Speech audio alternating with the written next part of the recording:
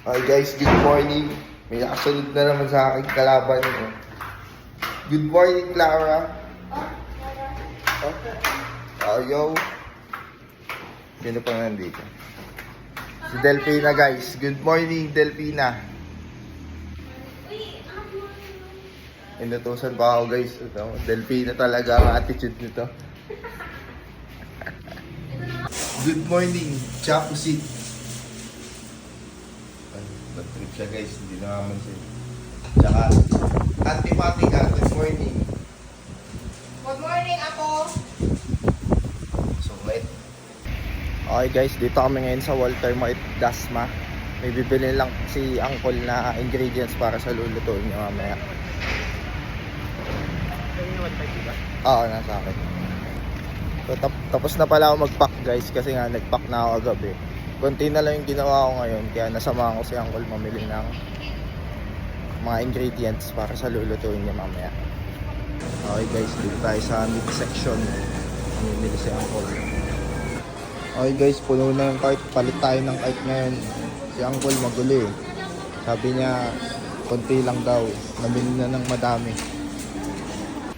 Okay guys, nakabalik na kami. Daan na.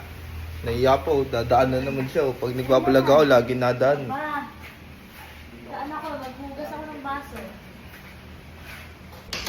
At bago matapos ang vlog ko ngayon guys, may nagpapahatid pa uwi kasi out na kami sa trabaho.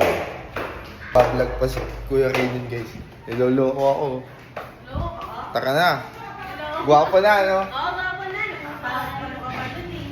Kita-kita ka na sa CCTV, oh. Saan? Yan, pag may camera, di na imik. Lola, yung apo mo ha. Anak mo pala. Eh, dinanay ko yan.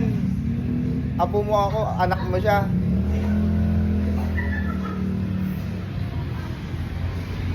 Nag-aayos kasi ako kanina guys. Kita pala ako sa CCTV. Kaya wala ako tinatawag na gwapo na nag-aayos ako ng buhok dun eh. Sige guys, alis na kami. Bye-bye. Okay guys, dito na kami. Natid ko na si Disney Princess. Oh? Joke lang. Okay, bye-bye. Ingat. Ako pala dapat yun. Okay, thanks. Okay, thanks. Okay guys, nakabalik na tayo. So, good night na. Bukas ulit.